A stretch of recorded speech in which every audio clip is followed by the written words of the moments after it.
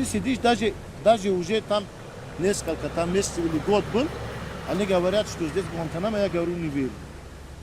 Нет, говорят, уже можно верить, уже это Гуантанамо, это Куба. Даже мы книжки получали, там был там штамп, там библиотека Гуантанамо, я говорю, тоже не верю. Нет, честно говоря, можно не верить. Почему? Потому что ты уже в клетках сидишь, ничего не видишь, кругом вода там. Откуда ты находишься? Ничего не должен знать, ничего не должен делать. Сиди, не делай проблем, все. Ну что, хотите мы тогда вам расскажем, что американцы от нас хотели? Секретный досье, который будет рассекреченным в 2033 году. Да, Тест, который называется Reasons for Transfer to Gitmo. To provide information on the following. To provide information on the Tajiki refugees residing in Afghanistan. Чтобы узнать о том, как живут таджикские беженцы в Афганистане. Это прошлые, да? Те, которые были там. Ну да. And Да, допрашивали тоже этот вопрос. to provide information on a madrasa in Karachi. И чтобы узнать о медресе в Карачи. Что там узнать? Они в Пакистане, они ходят, все равно же им... Ну вот Без такие тренов, да. пункты, по которым они решили, что стоит вас отвезти в Гуантанамо. Там других нет. Про жизнь таджикских беженцев в Афганистане. Чтобы узнать, что там Можно было произошло. В Карачи и 5 лет за это Абсурд, да? Могли там же спросить, как Да, что. да. Мне можно было в Кандагаре спросили несколько раз. Что там? И вот так вот на 5 лет потянуло. А потом есть дальше описание. Не, допустим, если были важнее, ладно. Что там беженцы, весь мир знали их. Около 100 тысяч там был беженцы. Может и больше.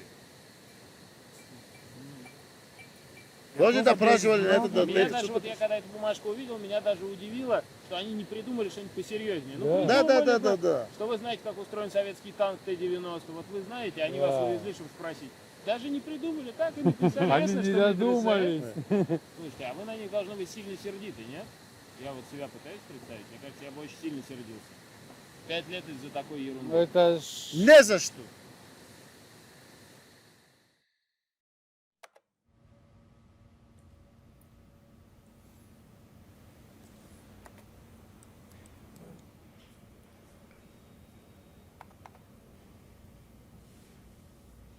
Like, look at this poor bastard, 5 years in Guantanamo to find out about a couple of fucking refugees in Tajiquistán. It's not just this detainee.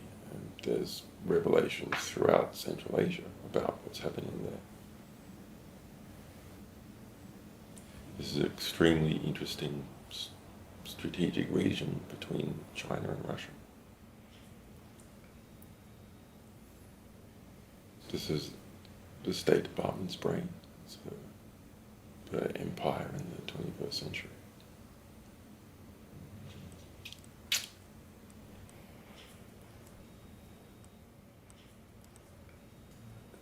Wilton radio corresponds with Karl Rove.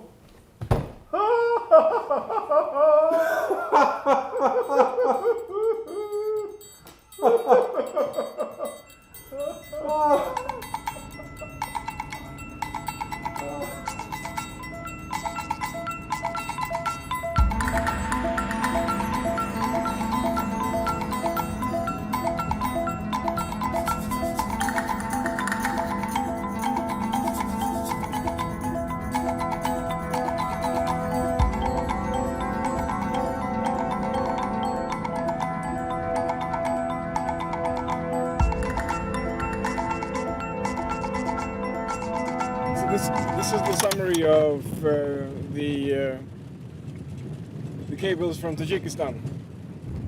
The first cable that we have is a scene setter for some important person that went to Tajikistan. Regardless of our efforts, there's a limit to what Tajikistan can offer, and that's to the United States. It produces very little, is poor, its government has minimal capacity. The Tajiks have some unrealistic ideas about what we can offer them. Mainly large infrastructure projects, including questionable power plants, tunnels to Pakistan, and bridges to nowhere. There is some truth to the quip that Tajikistan's real contribution to our efforts in Afghanistan is to be stable and to allow unfettered overflight and transit to our forces, which the Tajiks have done unfailingly.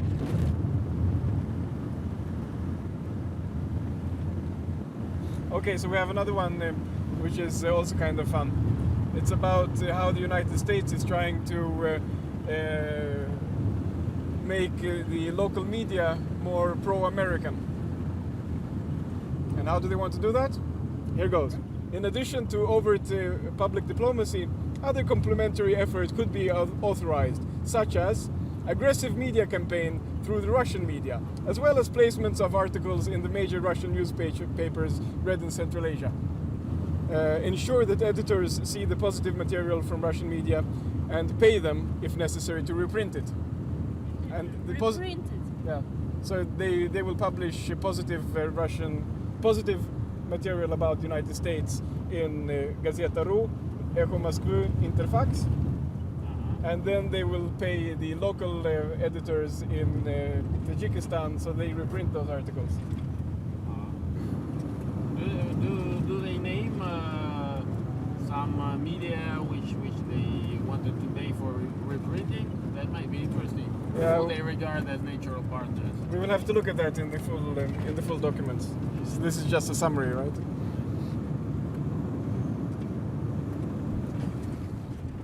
So are we going through the tunnel or around the tunnel or? I think there. Oh, Go there. We can go there.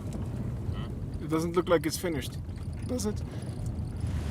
Yeah, I'm not sure this tunnel is finished. There are I'm not workers sure in front either, of us. but there are people. There is people there. Нет, наверное. Здравствуйте. Скажите, а мы в Душанбе хотим попасть, как? А туннель когда откроют? Я не знаю пока. Окей. Что? All the way back. Maybe you can try to reverse, or I mean to turn around. No, because there are those, I wonder if we would have been able to go all the way through anyway. So you saw those guys. They were wearing masks. Yeah. So maybe the car would go up till the end, but not us.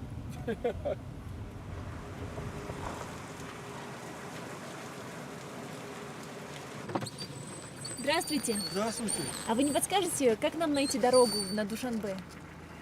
Прямо, потом налево. Налево, там развилка Внизу, будет, да? Под горой налево. Внизу. Да, как эта дорога заканчивается, сразу налево. Спасибо большое, Сейчас спасибо. я путем. Счастливо, удачи вам. Спасибо, Рахмат. доехал. Рахмат.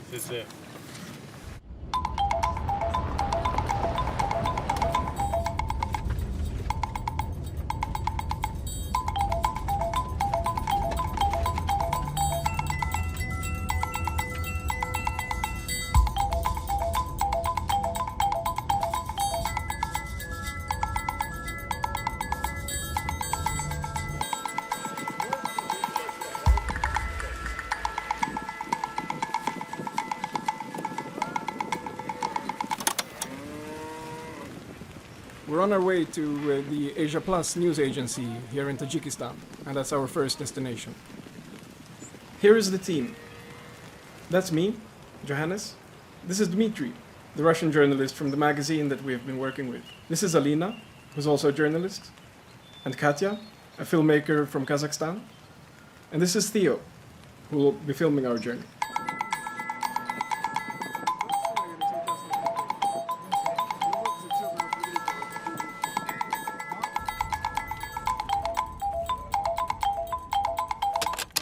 Ну, сейчас мы можем, если не серьезно к этому относимся, тогда у нас сцена просто пропала. Да, я понимаю, но просто мы уже решили не доставать, потому что не будет ветер. Ну хорошо. Задул на середине. Хорошо. Здравствуйте, я Марат Маршуй. Извиняюсь, не знаю, кто из нас опоздал. Нет, это не мы. Здравствуйте. Я там в газете нашла. Ну ничего страшного. Ну, значит, просто недопонимание. Я всегда сам опаздываю, так что... Во всякой стране, наверное, есть какие-то лимиты, дальше которых пресса не заходит. Вот здесь как? Ну здесь тоже есть, естественно, табу. Но если мы через чур об этом откровенно будем говорить, какой потом это будет табу?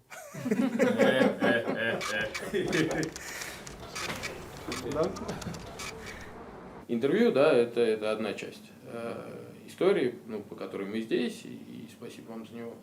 огромная, вот. Но есть еще вторая часть, которая может вас заинтересовать, может не заинтересовать. Соответственно, она как раз касается WikiLeaks. Потому что, ну вот, я занимался российской базой, Johannes занимался шведской базой по Швеции, и есть аналогичная база по Таджикистану. То есть, вот так, вам дается допуск к материалу, что вы публикуете в вашем издании, это полностью ваше дело.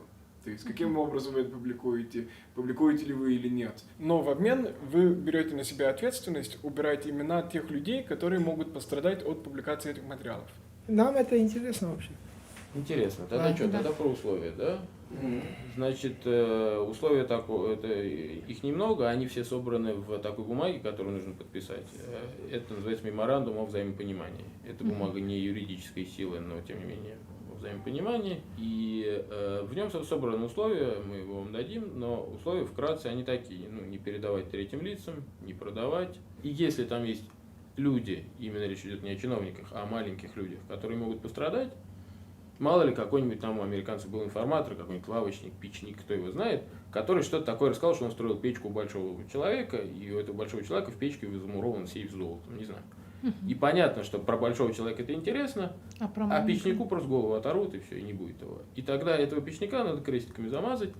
И, естественно, в Лондоне люди абсолютно не могут решить, и мы не можем решить за вас, да, в каком случае люди должны знать имя этого человека, а в каком нет. Ну, мы можем это все сделать в течение ближайшего часа. Мы можем вам дать меморандум сейчас. Если вы скажете точно, что вам нужно много времени, то мы уйдем. Если Давайте лучше завтра.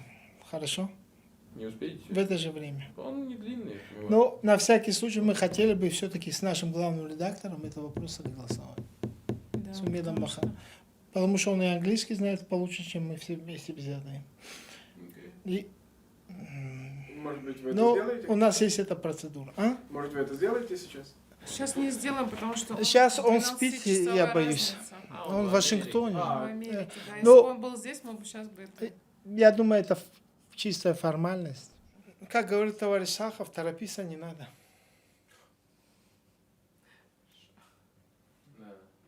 Вы большой, вам виднее. Ну ладно. Нет, самый большой сидит в Вашингтоне. Вашингтонский обком, Азии плюс. Это Умед Мансурович Бабаханов.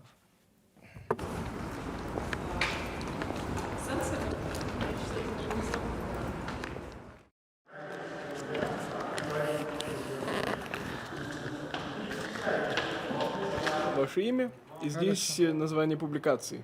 И дальше идет название публикации во всех бланках. Это очень Так. мутно. And Мамачоев здесь, я, Да. должен писать? Черт, почему я не кореец? Так, дальше. We're sitting here in the office of one of the future partners, and they're called Asia Plus. Is there a chance that within the coming half hour or so you can be online for Skype? All right. Звук может добавить в колонку. You can see me now, correct? Yes. Это я сделаю. Hello. Okay, very good. So, first I will just give a very brief description as to how I think you should approach this material. So, the most important thing to do is to read all of it.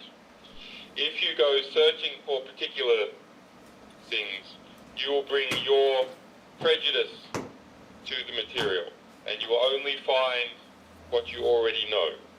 Now, the other is to understand the situation in which these documents are made. That is, that they are made by U.S. diplomats, political officers, economic officers at the U.S. Embassy, and they are reports on their own activities back to Washington. Of course, I would love to be there myself, but I have to live vicariously these days by sending these people around the world to engage in some form of remote adventure. Дай поиск сразу же. Подсядь чуть-чуть. Хоть бы Азию плюс для начала, для приличия. Uh-oh. So Marat searched for his own name, the first thing he did. Меня здесь называют независимым журналистом. He is called an independent journalist. That's the first prize. Это грубая ошибка. It's a big mistake. Опять Марат Машев. Again. Вот Yeah, эдитор said you were здесь shocked. уже. Yeah. Здесь уже правильно. Так, я упоминаюсь очень слишком часто. О, слава богу. Азию плюс набери. Так. Всё такое. Так, как это? Ну-ка, поставь. Так, Опять на русском. 3000 страниц, ёпта, моя. Это можно ночевать с этим. Жить можно с ним.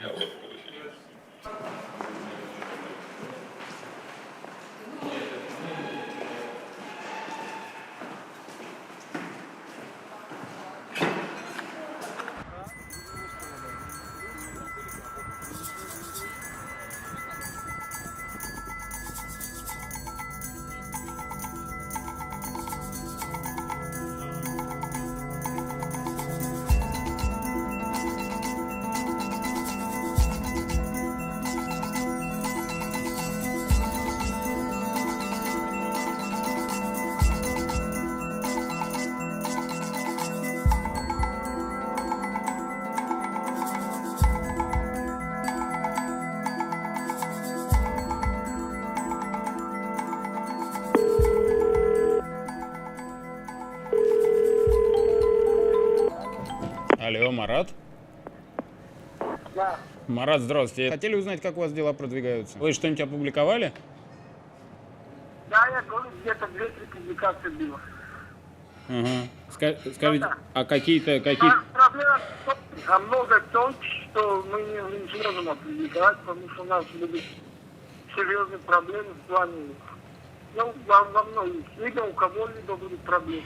Ну, например, там я думаю, один человек пришел якобы пришел в посольство и сказал, что он думает о государственном перевороте. Ну, я не знаю, такую вещь публиковать, потому что этот же человек может на нас подать. Потом. У него есть проблемы, наконец.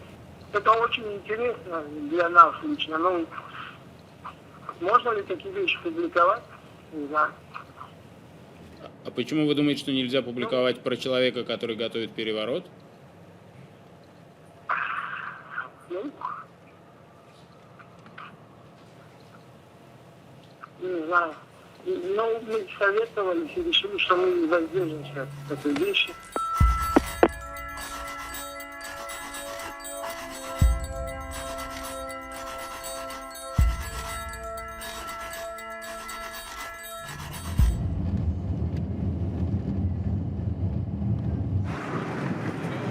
I began with some funny stuff. I was obliged to edit the column letters of readers. But the problem was that there were absolutely no letters to edit, but the column should be published well, twice a day. And so I was obliged to invent those letters me myself, and I just I invented a lot of them. Did you get any letters at all from real readers? Yeah, we've got some, I don't know, 3 or 4 or maybe 5 in 2 months, but they were all containing some critics. But these letters you didn't publish? No, but those letters, yeah, I wanted to publish at least those that were about some problems in the factual content in newspaper, because I found it rather important to have some kind of self-criticism. But our marketing department had no self-criticism, and they forbid me to publish it. So I invented letters about problems of veterans, problems of pensioners, problems of no matter whom. So that's how I became a journalist.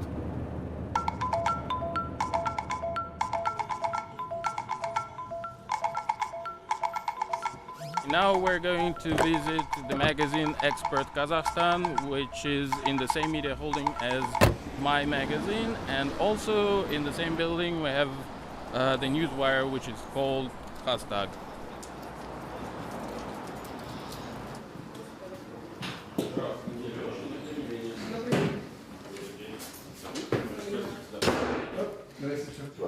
Зачем вы это делаете, человек с добрыми глазами? Зачем вы приехали сюда и хотите опубликовать это? Вы скажете, допустим, это наша гражданская позиция.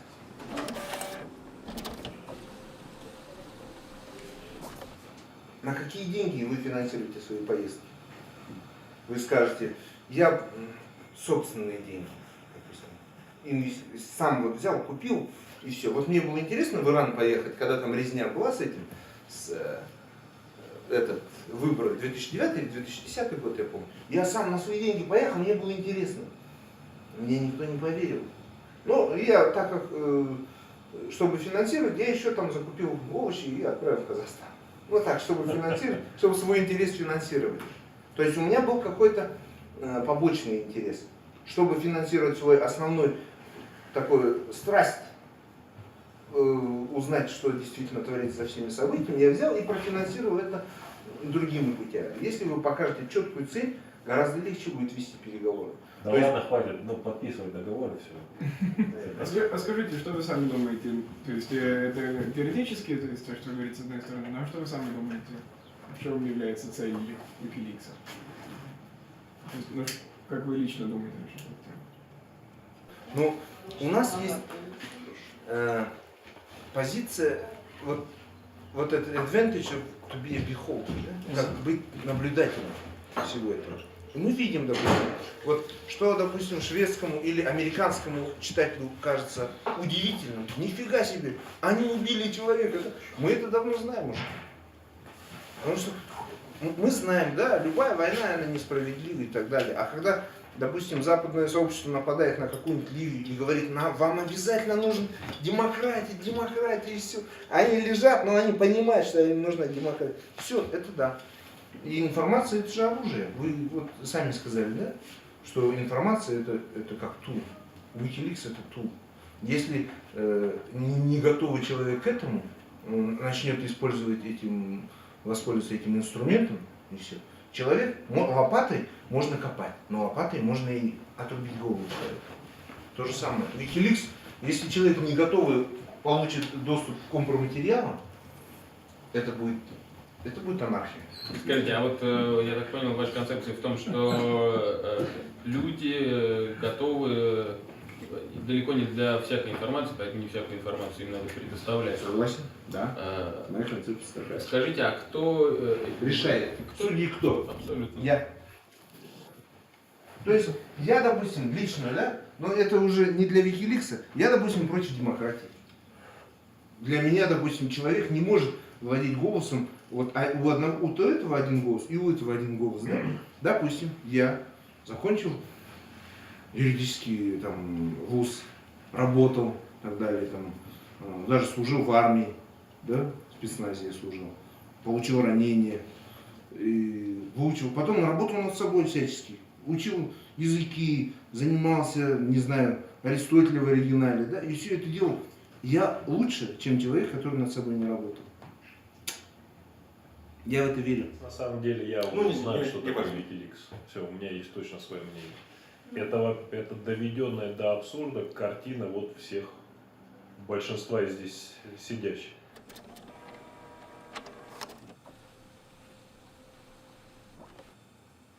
Потому что все интересуются чужой жизнью, вот всем, что внутри творится. Да? Не собой. Да. Да. И в этом смысле вот WikiLeaks появился. Абсолютно бесполезная вещь. Ну, она полезна в том смысле, что она еще раз всем показывает. Вот смотрите, какие вы нехорошие все люди.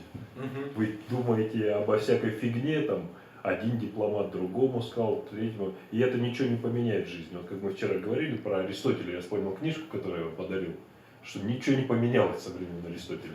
И не поменяется. В этом смысле WikiLeaks это такая, ну как бы однодневка, что ли, вот она временная. Вот сейчас интерес к WikiLeaks уже пропал, все, потому что это все не важно. Это внешнее. WikiLeaks занимается внешней шелухой. А такие вещи не влияют на реальные изменения человеческих жизней. Понимаете, реальные изменения. Меняют ландшафт, вещи, которые на что-то вдохновляют. Вот мы придумали такой проект, как обустроить страну. Обустроить страну называется. Ну, чуть-чуть у Солженицына своровали, да, он про это говорил. Вот мы считаем, что эта вещь, если мы ее правильно будем делать, она должна вдохновлять людей на то, чтобы менять вокруг себя пространство. Материалы WikiLeaks, они не вдохновляют людей менять пространство свое, жизненное вокруг себя. Но мы же здесь все-таки находимся. Соответственно, кого-то вдохновляет. Ну, наверное, да. Ну, ладно, я скажу так, чтобы не обижать вас. Меня они не вдохновляют на это. Ну, не, вы находите, вы вообще молодцы.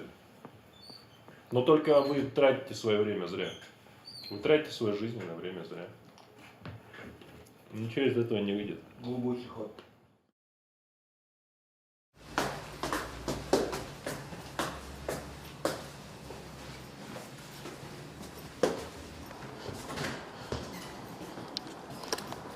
Здрасте.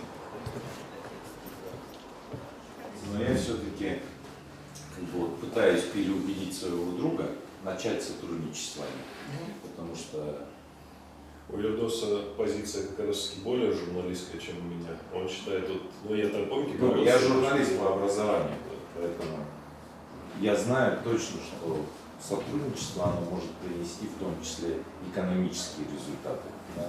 В данном случае я далек сейчас от политики, но если говорить о чистой воды экономике, то это может подстегнуть тираж. А я вот здесь уже хотел спросить, вот за то время, пока мы не виделись, у вас как дела? Вы уже с кем-то говорили? Потому что если эксперт будет включаться, а я так понимаю, у нас уже есть какой-то перевес в это дело, то мы хотели бы все-таки тогда обсудить первоначальную схему, скорее всего. Помните, когда вы вначале говорили, что не должно быть много партнеров, тогда эксклюзивность размывается. Сейчас уже есть, правда, Костак. Костак, ладно, он все-таки информационная лента, о чем я в самом начале говорил. Вот если будет эксперт, возможно говорить о какой-то все-таки среди всех печатных изданий тогда эксклюзивности? Вы можете остановиться в Казахстане на двух? Но, к сожалению, мы с тех пор уже пообщались с некоторыми другими.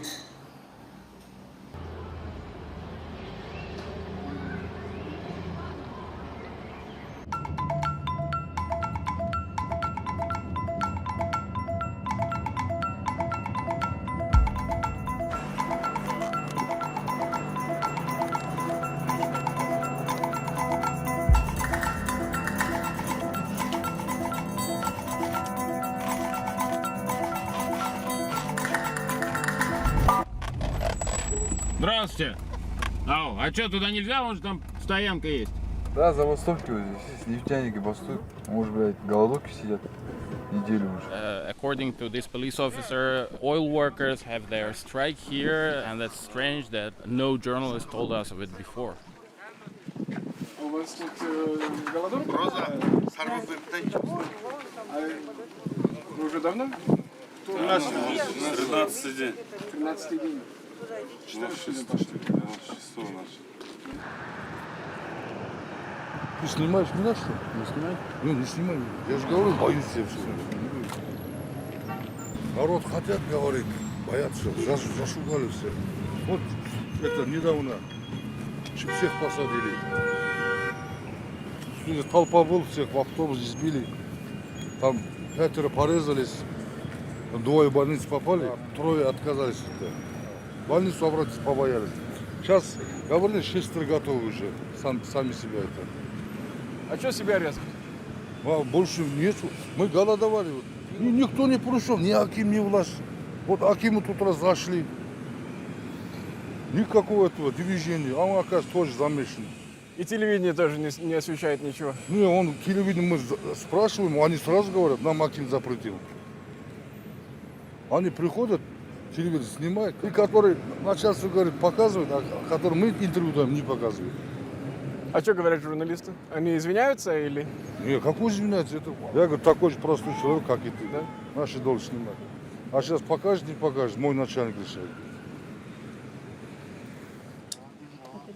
шрифт первого разряда, он у меня сейчас 15.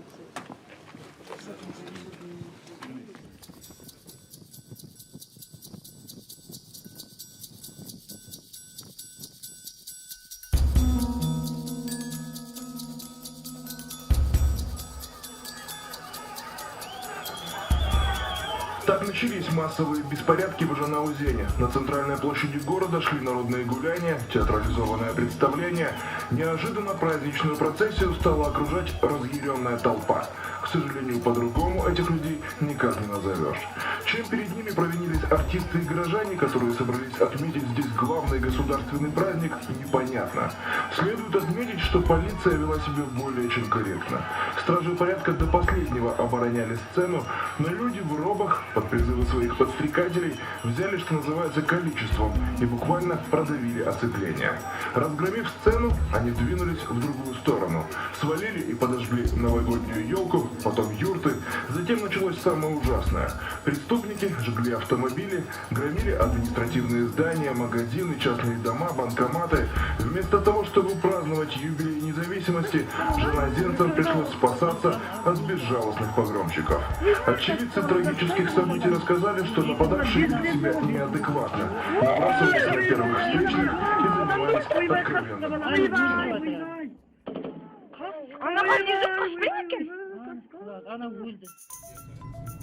Я вообще не понимаю, как они там поворачивают, там же еще узко. Как они вообще едут такие.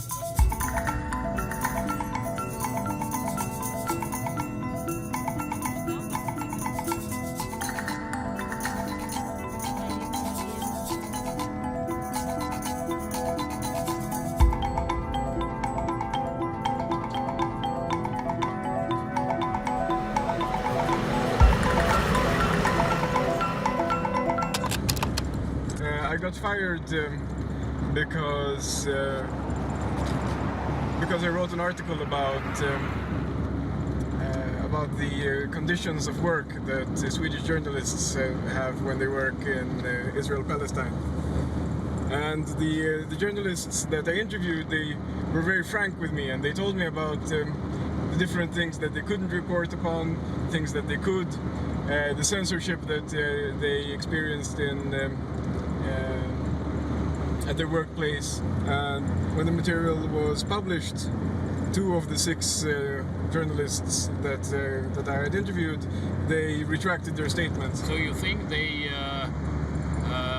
sincerely thought that you misunderstood them or took things out of the context or something?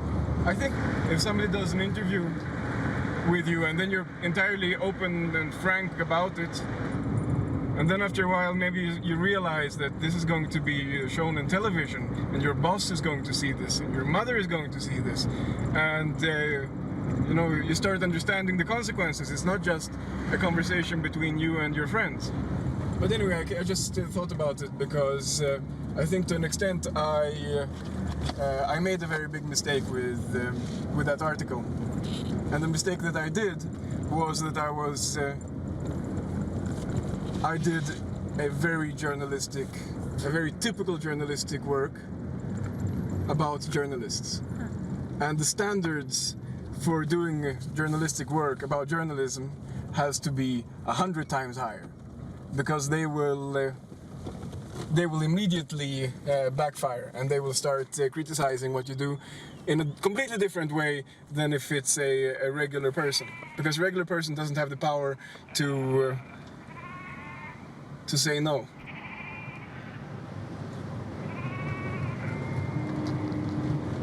Видишь, как грузовики еле едут. Here's a cable marked secret, no foreign. And that means that not even allied states are allowed to read it. And it's about a meeting between the US ambassador and the Kyrgyz foreign minister. And it goes like this. The ambassador and the Kyrgyz foreign minister met at the ambassador's residence mid-afternoon. President Bakiyev, that's the dictator that was kicked out in the revolution a few months ago, told him that he was authorized to sign the agreement on the US military base, but the agreement must be kept secret. The foreign minister said that he needed time to work with public opinion and the parliament before he could roll out the new agreement publicly. he asked for our assistance in preparing the Kyrgyz public opinion, specifically by placing articles in the local Russian language press.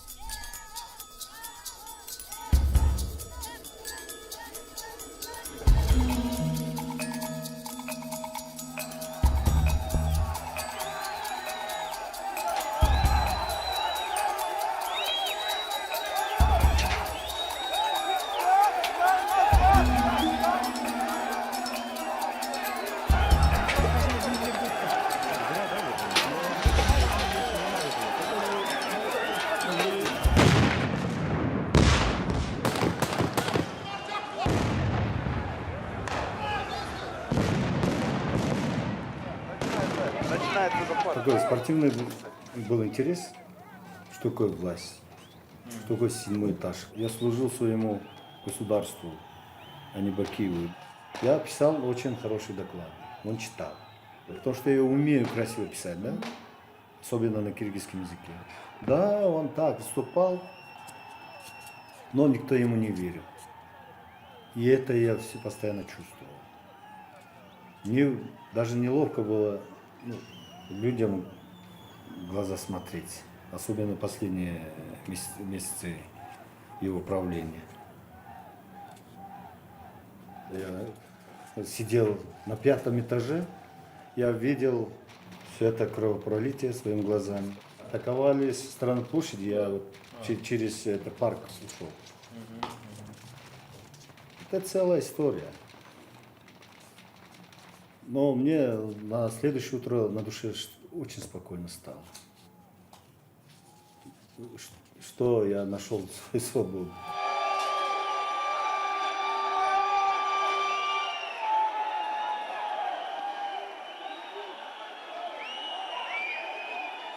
Киргизское общество, в отличие от соседних обществ, совсем другое общество. Живое общество.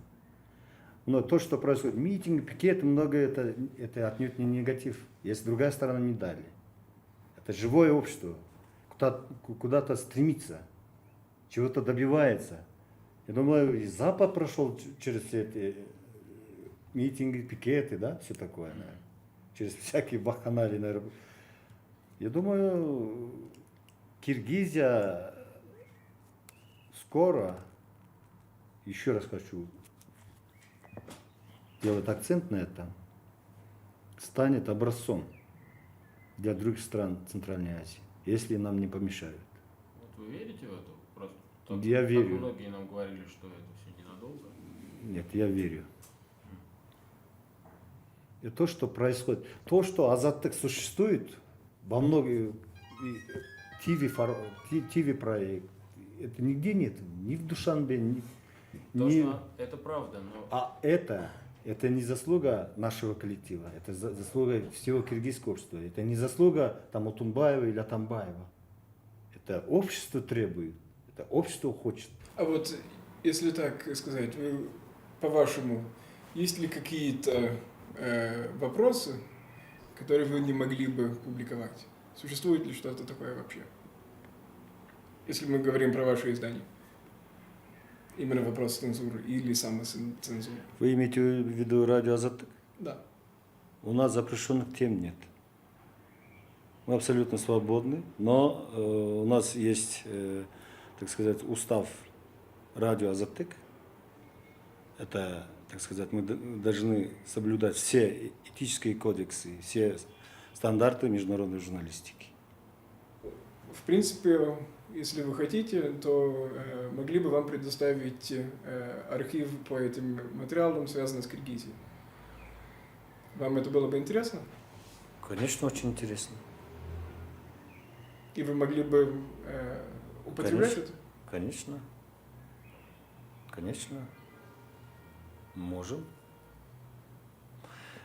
Честно говоря, я не готов был к тому, чтобы вопросы ваше интервью будут касаться WikiLeaks. Я все думал, что я расскажу вам о состоянии свободы слова в Киргизии. От имени радио Азатык выступает мой редактор, который находится в Праге.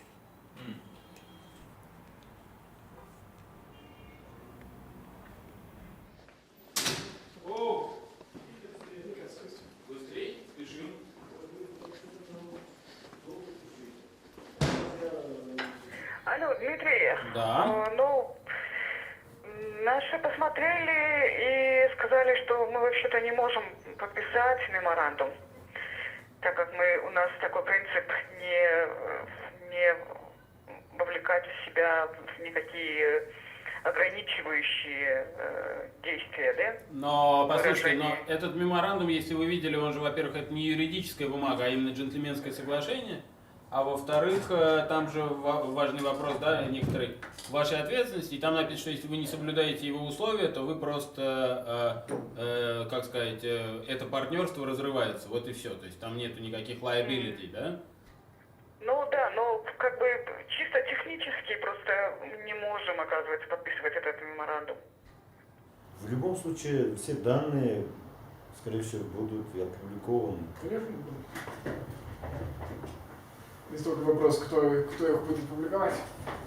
Это ведь, то есть вопрос времени и... Видите, там есть деликатные моменты, скорее всего. Но все-таки американская, может, из-за этого. А в принципе ведь Радио Свободы является, как бы сказать, финансируется ведь американским госдепом. Конгрессом.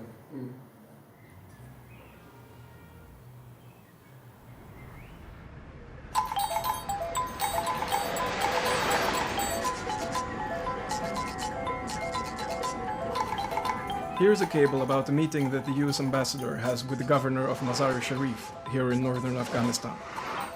And this is what the governor says. He let loose with a litany of complaints about the Swedish presence in Afghanistan. He described the relationship to the Swedish military as cold, saying that the only times that the Swedish commanders visit are when they first arrive in Mazar and when they pay their farewell calls.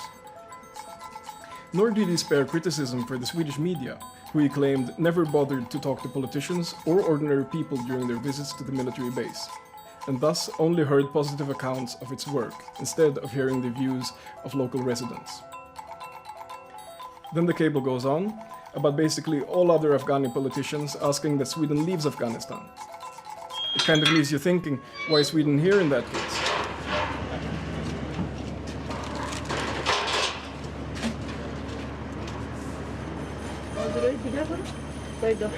Alltså jag tror allmänna val tror jag är väldigt uppskattat och människor här vill ha demokrati. Sen är det ju svårt i ett land med så låg utbildningsnivå och så lite erfarenhet av demokrati att införa en demokrati. Och vi som sitter här då är ansvariga för den delen som finns här uppe. Plus att vi då har det här specifika då att hitta synergier mellan säkerhetsinsatser och utvecklingsinsatser och samverka med militären. Vad betyder det? Hitta synergier mellan militären och... Det är en bra fråga och det har vi försökt svara på här. För att det här är ju någonting som regeringen säger åt oss att vi ska göra. Men de säger inte direkt vad det är. Men vad tror ni är syftet överhuvudtaget med i grund och botten den amerikanska närvaron i Afghanistan? Ja, det vill inte jag sitta här och... Men känner att det finns en risk att ert arbete som någonstans ändå är i grund nobelt och viktigt, att den används till att på något sätt köpa lokalbefolkningens stöd till det som du inte vill prata om, alltså till den militära insatsen som kanske handlar om någonting helt annat?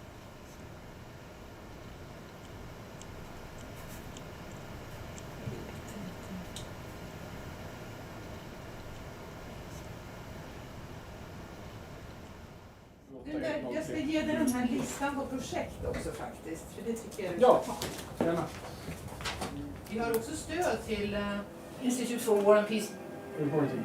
Building, står det där. Reporting ska det stå.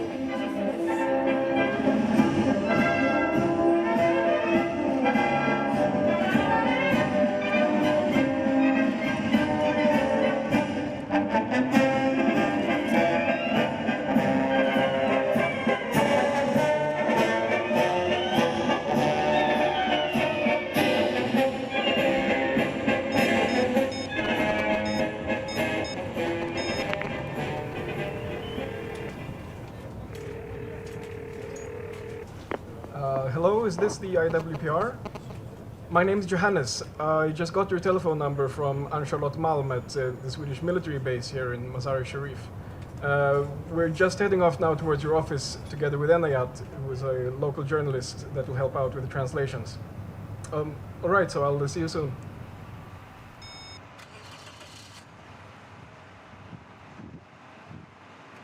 When I knew that there was an attack on Unima, I was just running to the Unima compound with my car. And when I got there, it was hundreds of people. They were in Unima. And the police were not letting the journalists to go inside the compound. Of course, yeah. But I got some information from officials and I sent it to my office in Kabul. And it was really a hard day for me because everyone was calling me to help them with reporting. And how does it work? It was very good. It was very good in terms of finding money. But how in terms of, well, because in terms of human who got killed, it was a sorrow. I was very angry and it was sad. Yeah. But in terms of the news, it was for the first time that the Unima compound in Afghanistan became under attack. But there were some journalists, they were calling me from London, from BBC, from CNN. They were asking me, hey, we need to hire you for a day. Yeah. From Sweden, Aftonbladet. Yeah. And then I was telling them that I don't have time. But those who were paying me very well, I was working for them. So what do you do then? You tell them on the telephone what's happening? Yeah, on the telephone I was writing on my laptop and I was sending to their email. I worked more than $10,000 to $12,000. You mean per month? No, just for a couple of days. How much? $10,000-$12,000? Sending video, selling video, selling pictures, text. Yeah. Only with Aftonbladet for 2 days that I worked on Swedish guy, I took $3,000. Yeah. Therefore, Aftonbladet, everyone is very angry on me. Why are they angry? Because I'm taking their money. No, they're not angry. They're sometimes angry.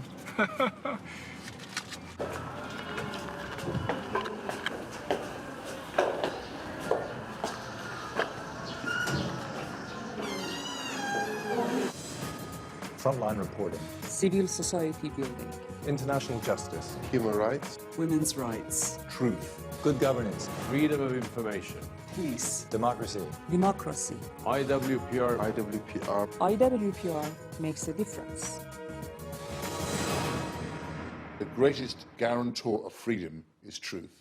We have been working with the WikiLeaks material in different parts of the world, in different countries.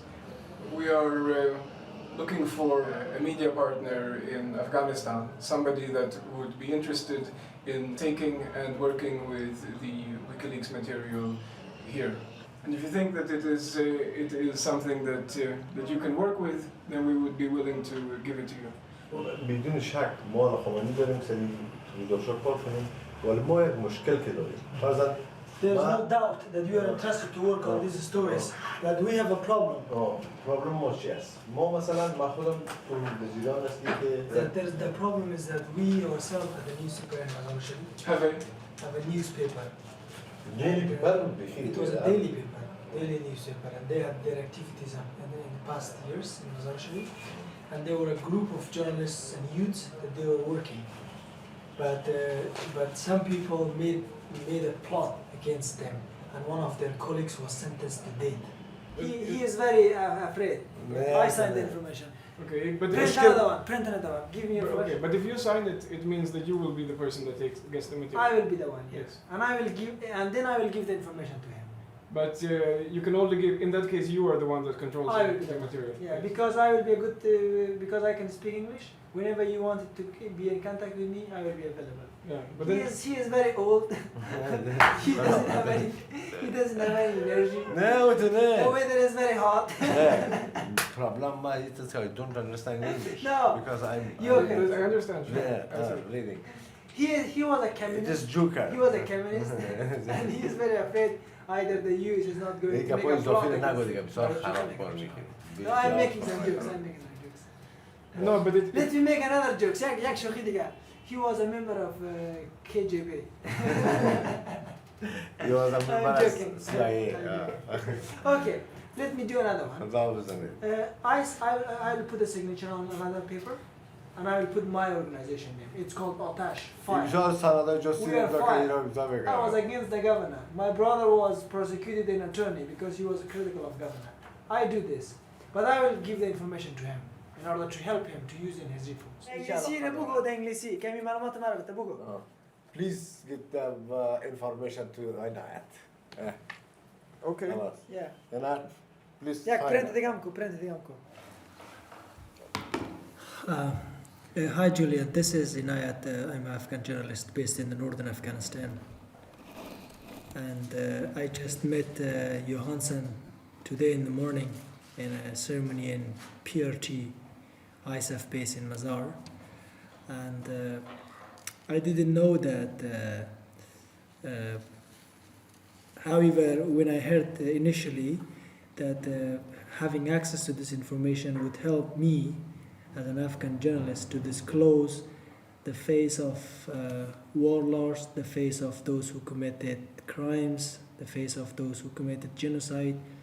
But later on, when I knew that having these materials could be dangerous, since Afghanistan is an insecure country and there is no guarantee for a life of a journalist, therefore it made me a little bit impressed, and it made me a little bit stressed. Therefore, I don't know how to deal with these materials, but I know these materials are very important in order to help the journalists, in order to make able them to do their stories because all these documents are approved, and by having these documents they can do their stories. One of the most important things for journalists is that they are facing lack of proofs and information always, and I don't know, still I'm thinking how to deal with. Well, the country that you are in is somewhat unique as far as the United States is concerned. So we don't quite understand what the risk situation is in your country and how much pressure can be meaningfully applied to you and the other people. For an example, if you immediately said, I have this material, and you said this publicly in many papers, and that we're going to show what is really happening here, and I got this, and I don't care what the United States government thinks about it, and they can go to hell. And then you said, and it's just me that is doing this, no one else. That would be a very strong motivation for them to crush you. Yeah. As far as I know, that U.S. forces are more than our army, their numbers, and that's something clear that I can say this is another United States in terms of having forces, and you know that they have access to everything, to every information, to every Afghan and everywhere. If I'm sure there are some information, there are some I can say some reports that what really U.S. wants, and do they really wants to just to continue this war in order to have its profit. And I'm sure if a group of journalists came together, we would be able to handle it. Otherwise, with only me, I'm sure it's difficult for me. This is not easy job.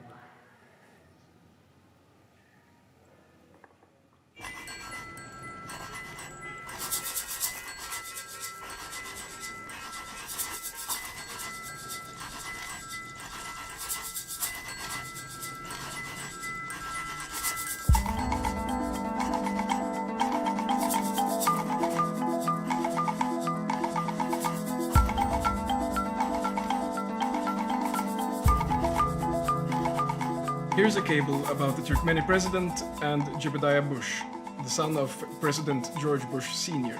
It's called Meeting with the President.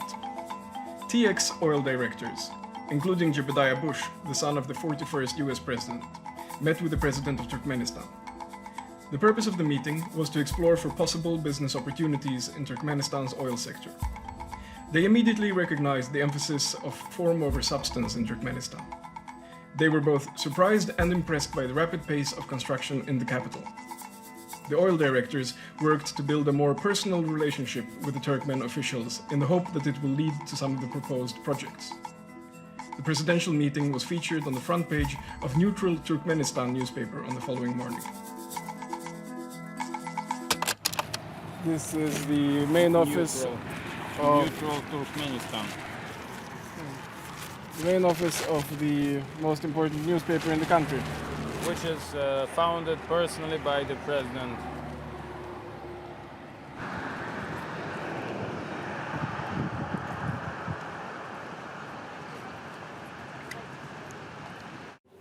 Значит, по линии кого вы здесь приехали?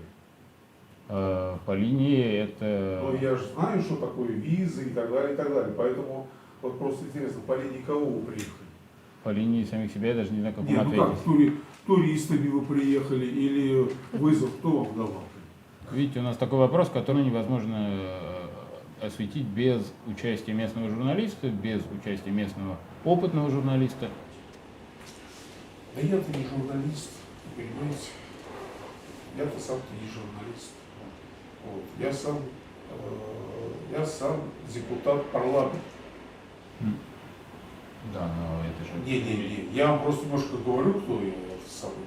Вот. И, значит, где-то 1,5 года, кажется, тому назад меня вот сюда, так сказать, президент, поскольку у нас газета, так сказать, учредитель является президент, он, так сказать, был назначен,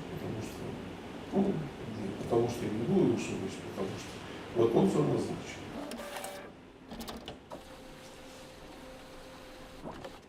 Сидишь в Москве и читаешь про Туркмению. Все же понятно, что пишут. Вы знаете, я знаю, что Туркмения страна, где вообще, допустим, в прессе нету свободы голоса никакой, да, что нету ни критики, ничего, а только сплошная любовь и оды. Да? Вот это я Вы знаете, я на это что отвечаю? Вы думаете, вы первый так говорите? Конечно. Я знаю, что на это отвечаю.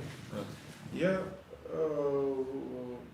вспоминаю того американского президента в те страшные годы прошлого столетия, который, обращаясь к нации, сказал: да улыбайтесь, черт вас побери.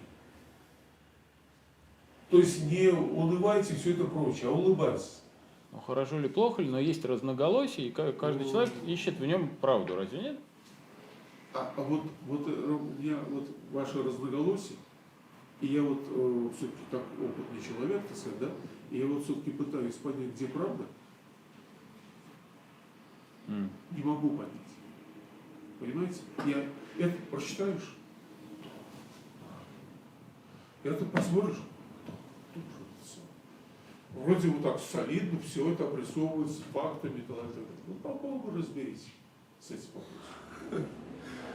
Ну это все, ладно, давайте, я извиняюсь, потому что у меня газета, ежедневная газета.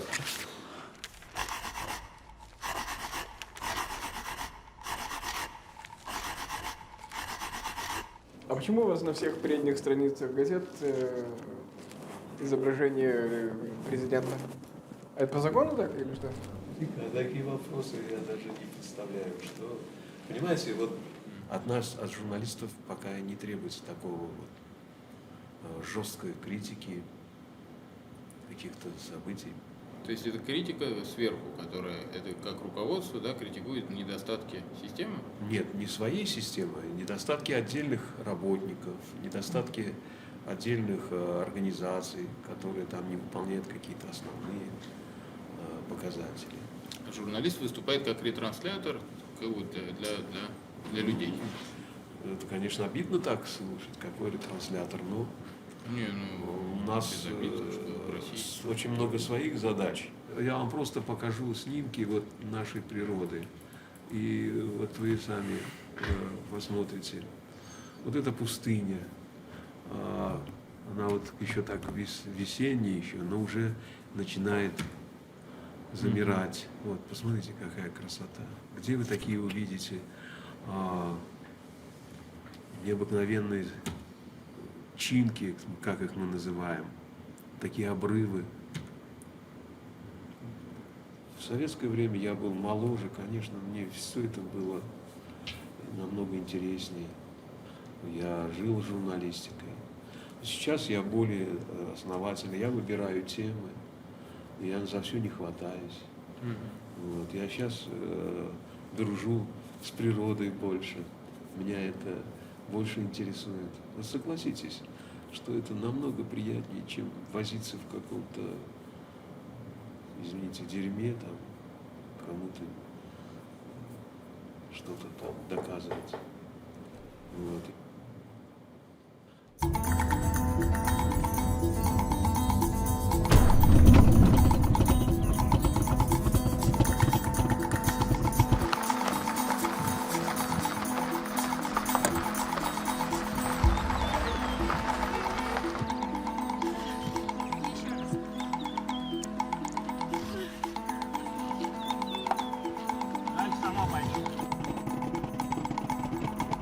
So sorry for not being contactable for a while. We've understood that quite a few people have been engaged in our search and rescue mission. We had the Swedish ambassador in London, and we had foreign ministry in Sweden, and the Dimitri's editors, and former ambassador to Uzbekistan, all engaged. Oh no. I think we got them just, and Jon Helin as well. Really? Yeah. They were just at the fail-safe point where we pulled them back. Well, that 24 hours and there probably would have been a big public stink. Yeah. So, on the positive side, we can give you a small good news. We were actually deported from Turkmenistan. Excellent. Good job.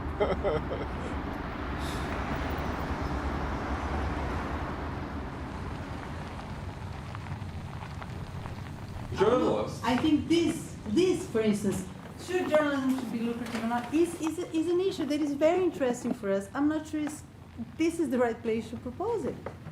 Exposing corrupt journalism is good. It's just these particular people we are working with. Who the fuck are they? Yes, Why do they do anything? Why would they work with these cables? Why would they not work with these cables? Many of them for money. Yes, and this needs to be said. They do this for the money. Yeah, but that's not why everybody's doing things for money. That's the word. Why are you judging that? That's the thing. This is what we have been doing for the past. Who said that I was judging it? Okay, I don't mind. You were judging it. No. It He is just was a- judging. This movie is judging that. It's a fact. I'm just saying we need to be concerned that we are not going around places saying we are better than you because I've had this situation and I fucked off and you're still there. This is what I don't like. You see, this approach, I don't like this approach. Where have you seen that? Well, I've seen in that you go to people, you knock on their doors, you start talking to them, then suddenly you're WikiLeaks, and then when they have a strong reaction, you're like, A strong reaction when they say they won't publish the cables. Yeah, because they didn't know what in the first place. Force? No, you must. No, You have to call before. You have Why? to. But then you get a totally different opinion. Then you don't get you only get the response they want to give, as opposed to showing the audience what they will say about these things. But do you not think that it is an interesting question to see if media around the world will do this, and who will and who won't? Do you really not think that is an interesting question? If it's an interesting question, no. So they are too scared to publish US government documents? It's not an interesting question? No, I or don't think even if they see it. Scared. There are many other criteria. But Natalia, What criteria is there other than fear? Interest, newsworthiness. No. You can write a script. Every news organization that has a website developer who can just go like that, and they get free hits in Google. It is very, very profitable to publish cables because you don't have to write cables. It's free stories. The point, as far as I see it, is that there are boundaries to free speech, as in the same way as there are boundaries to our thoughts and to our language. And newspeak or news-speak is basically what we are dealing with. And these boundaries, they look differently in different countries, but they always exist in one way or another, and that is called either censorship or conformism or self-censorship or whatever it may be. And we have a unique opportunity to actually just show where these boundaries are. It doesn't necessarily mean that this boundary is better than that boundary or whatever it may be. Yeah, but showing where, because people, every boundary that there is. But the thing is that people usually are usually unaware of where these boundaries are.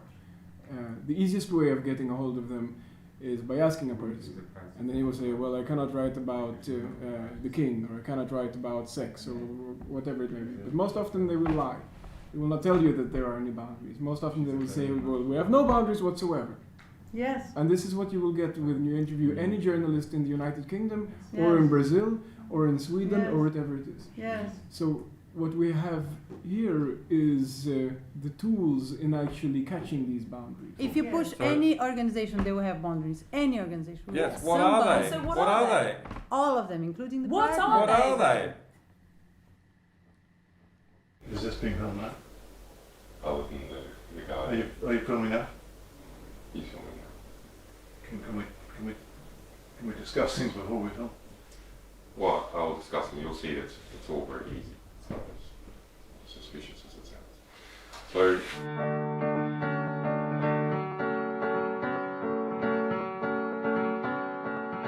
With The Guardian, you've got a paper that's been around nearly 200 years. It's completely solid in its traditions. It's internationally engaged. It's at the forefront of digital innovation. We're doing something that is almost unique in journalism. There's no one else that looks like us. I'm very happy to talk, but I need to establish that. So you're talking to me for a film which is documenting.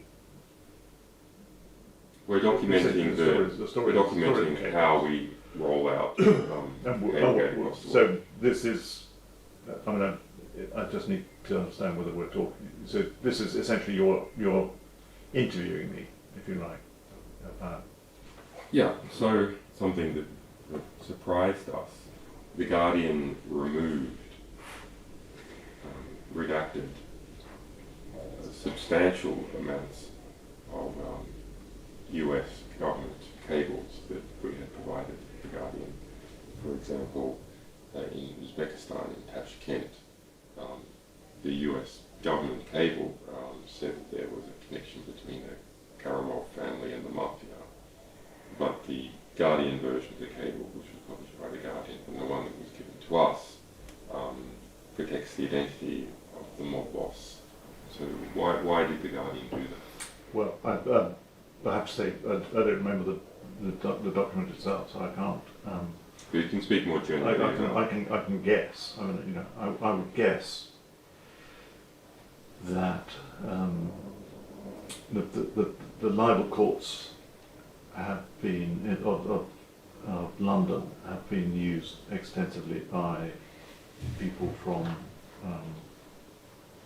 the former Soviet bloc to protect their reputation. And there's quite a lot of sort of case law that's built up around that. And so some of these people are very rich and can spend millions on fighting cases. Now, also in Kazakhstan there was cable which said that ENI, an Italian energy company operating in Kazakhstan, was, according to many sources within Kazakhstan connected to the US Embassy, was corrupt.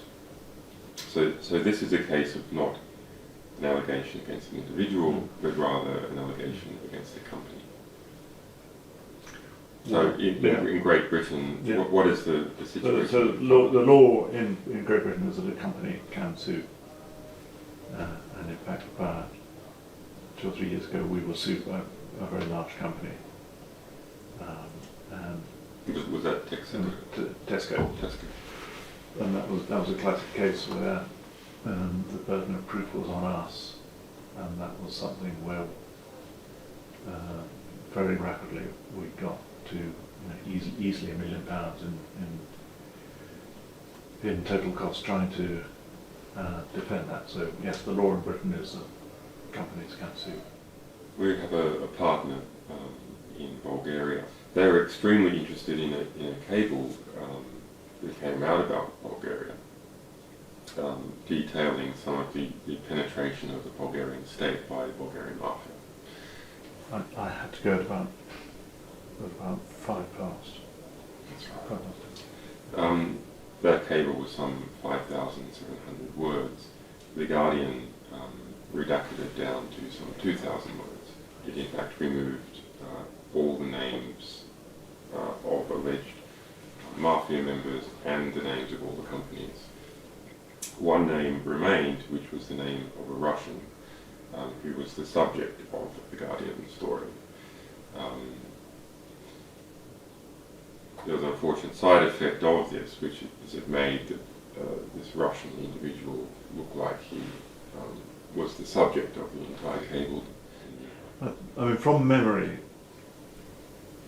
we had a kind of rubric at the beginning of the series where we said, we tried to explain what we were doing. We were trying to explain why we had redacted some.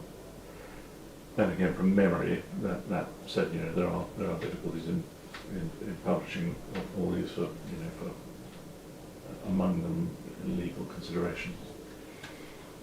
So, but if your point is that we could have been more explicit in explaining both why we were doing things and some nature of the material we're cutting out, that's probably a fair point. Were you approached by the British government or the US government, or did you have any... Before November the 29th? Yeah. We had... So it was decided that the New York Times would approach government proactively, the American government. Separately, we had 2 sets of communication with the American government. One was via the embassy in London, who came along to see basically what we would tell them, which was not very much, because we'd already had the channel through the New York Times. And the second channel was a phone call set up by the State Department, but involving other agencies. Their primary aim was to discover what documents we were going to use.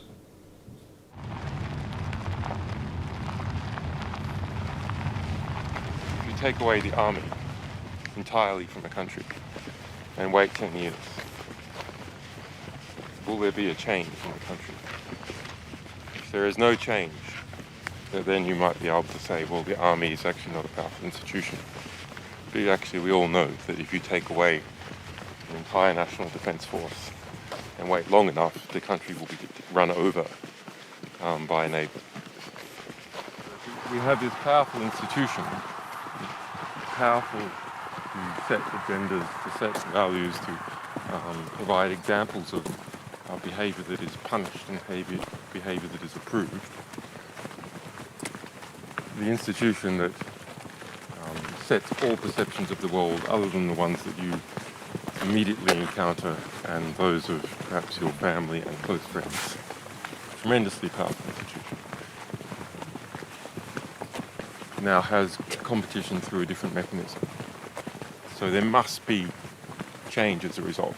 To suggest that there is not change as a result would be to say that these media institutions themselves had no meaningful power previously. Mm-hmm.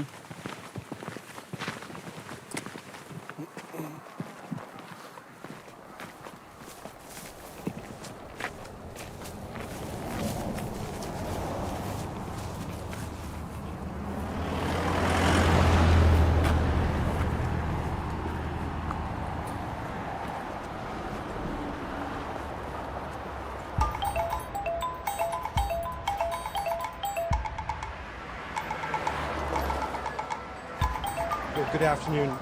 You probably have seen either in person or on the TV screens the State Department briefing that we just finished. I won't repeat everything I said at the start there, but the most significant response to what has happened is exactly what Secretary Clinton is doing in Astana, Kazakhstan, as we speak. She is there working constructively on cooperation and security in a very important part of the world. Clearly, the unauthorized release of these documents, represents risk to the United States and to others with whom we collaborate. And this is why we condemn what WikiLeaks has done. Basically, from Kazakhstan to through Russia into here. Most of the geography in between. You don't realize I'm going to interview you as much as you interview me. That's quite all right. That's quite all right. And we have followed the path of from the different countries where the WikiLeaks material has been published. But only looking from the outside without actually having any particular knowledge about it, you get the impression that all these various private US institutions have acted from being pressured in one way or another by the US government in order to block flows of money, That's not true. That is, that's the way it looks like. That is absolutely not true. In my time in government, at no time did government tell any private company what to do. There's been suggestions of that, and to be honest, there's been no evidence by those who have questioned this. Companies protect their own reputation. It's not for the government to tell a company what it should or shouldn't do.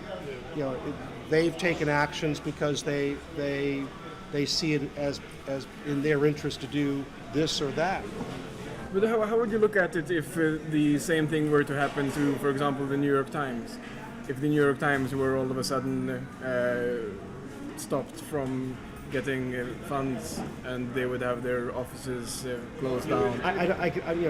You're painting a hypothetical, but I can't follow it. Well, you can paint a hypothetical where they are in the exact same position as, for example, WikiLeaks. The New York Times decides to publish everything that they get. But there is a very sharp distinction here. You have two actors who are in the business of communicating with a broader public.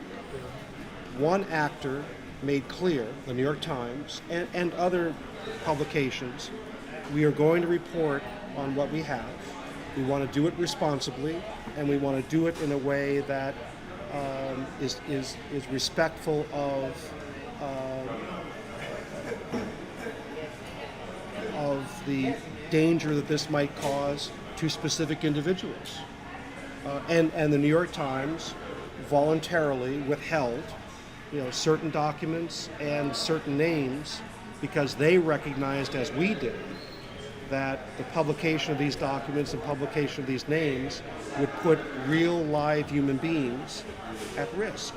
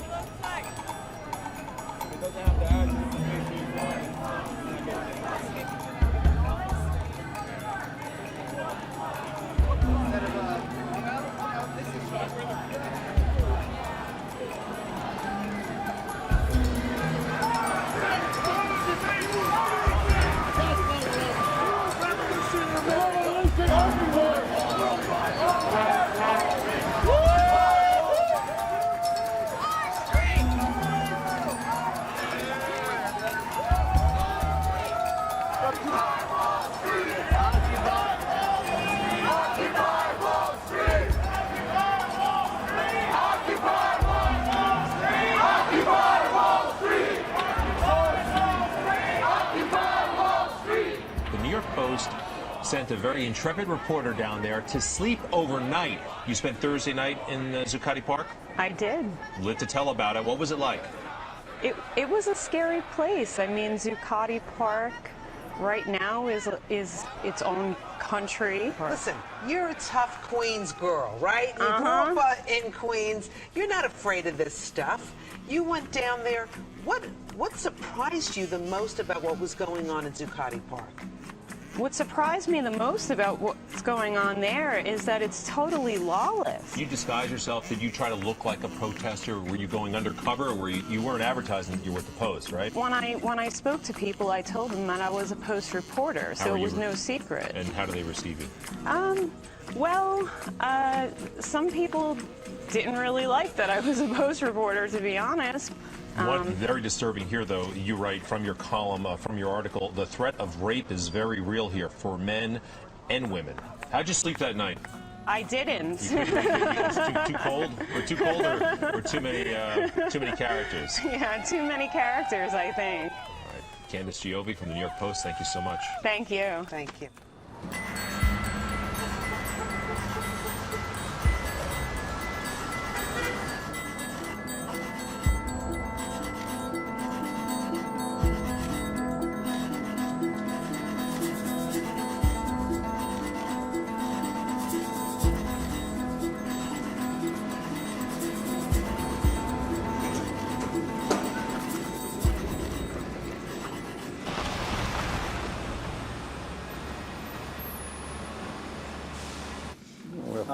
Hello. How you doing? Thanks for your help. All right. So like I said, once you start the interviews, close the doors and don't come out. It's General Assembly at the UN, and we have high important people coming through. It's the UN General Assembly opens this week, so there's a lot of presidents and foreign ministers and stuff, and some of them troop through here to Really? people. Yeah. Is that customary? Yeah, it's pretty typical. I mean, when they're in town, some of them invite themselves, and some of them we invite to come over and meet with the editorial writers and things. And how does that usually work out? Most of them are pretty predictable. Every once in a while, one of them makes news, but it's it's good to just give them a chance to come over and air their views. Yeah. So it kind of makes you into an embassy of They're the embassy of the New York Times, right? Basically, right? Yeah. Exciting. You may have discovered this yourself. Foreign news organizations don't always get the kind of access they would like to officials in Washington. And if you want to go ask the military or the White House to respond to classified information, it can be difficult if you're a representative of a foreign news organization. I think that's a shame, but it's a reality. So I think they felt we would be in a better position to confront the administration with what we had and solicit some kind of reaction from them, which turned out to be the case. No. And your counterpart, was that mainly P.J. Crowley or some other people? This is the first couple of meetings. I think they went over and had them in person, and there were representatives of the State Department. I assume the intelligence agencies were there. I know that the CIA was represented. I'm not sure. I just don't remember whether the military was there, because at that point it was mostly non-military matters. After the first couple of conversations, they just had a daily phone call, basically. They did it all. There was none of this everybody gathered in a room. It was, they would say, we really think you should hold back this particular cable, and here's why. And then we would discuss it and decide whether to withhold it or not. Mm-hmm. In many of the countries where we've been traveling and talking to be it editors or politicians, there has been a concern that these materials can have a destabilizing effect in a particular country. Did you consider the consequences of publishing them? We considered it, yeah, and we talked about it a lot. I mean, Yemen is a good example of that, because the State Department's argument was these could be destabilizing. But I kind of think it's not our job to decide what is destabilizing, or for that matter, to preserve the stability of countries elsewhere. But do you feel that you would have acted differently had the material been of such character that it would have potentially destabilized your country, rather than, because you mentioned that it's hard for me to imagine what that would be. I mean, well, you had an example a few years ago with yes, this exactly. warrantless wiretapping, right? Yes. And yeah. Can you explain how you reasoned at that point in time when you didn't publish the material? When I didn't publish them, or when I did publish them? Well, the first one, when you didn't at first, and then when I didn't publish them, the concern wasn't whether it would destabilize our government. The concern was whether or not it would be of significant value to people who want to attack us. Had it been your choice, and if you were the sole owners of this material, you would not have published them? The whole thing, no. First of all, because there are, in the documents that we posted, we redacted many names of people who would have been put in danger. We have not studied all of the documents to know how many more people might be put in danger. To just post the whole thing would be, I think, irresponsible. Let's say you would have redacted the names of those who would have been in danger and published it all on your site. Would that be something which would be indictable? Probably not. But we had decided how we were going to publish, how we were going to handle the material, regardless of the legal consequences, just on journalistic grounds. We only wanted to publish. Do you need the room? Can we take a break? Yep. You need me or the room? The clothes were off. I was going to send you a herogram, but then I heard you weren't here, man. That was fabulous. I'm glad you liked it. Oh shit, yes. It made the Drudge Report, so I'm getting I'm getting a lot of traffic. I actually beat Krugman on traffic this morning, but it's not the kind of traffic you necessarily want, because a lot of people who use the word scumbag. It's a technical term. Yeah. All right. Anyway, thank you. We're talking about our favorite subject, WikiLeaks. Oh, is that right? Hi, how are you? This is Arthur Sulzberger, who's the publisher.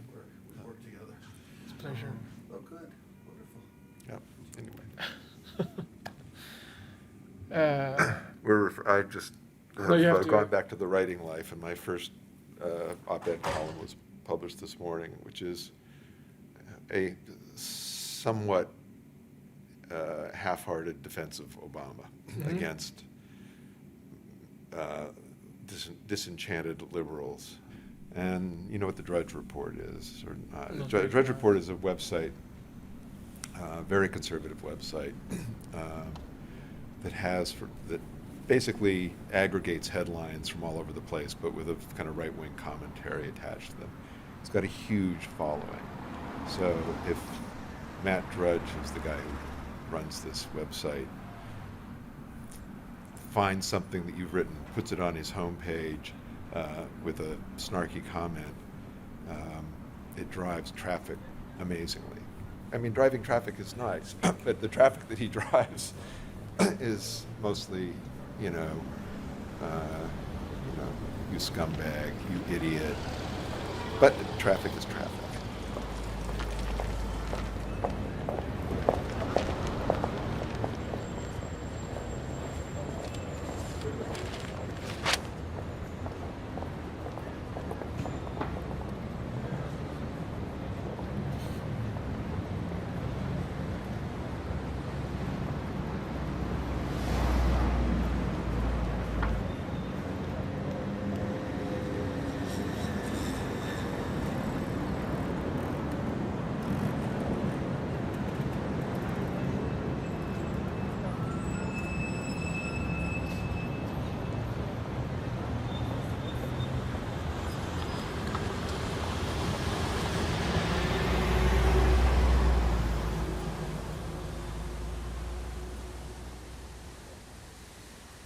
В 2000 году вы послали вашего 10-летнего сына с группой таджикских студентов навестить Дарун Улум мадраса.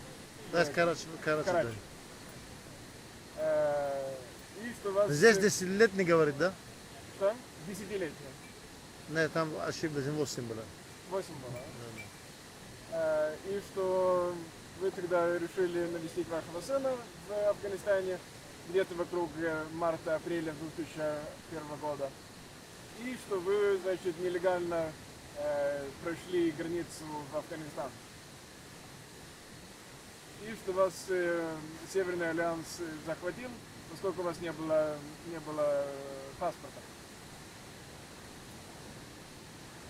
Так.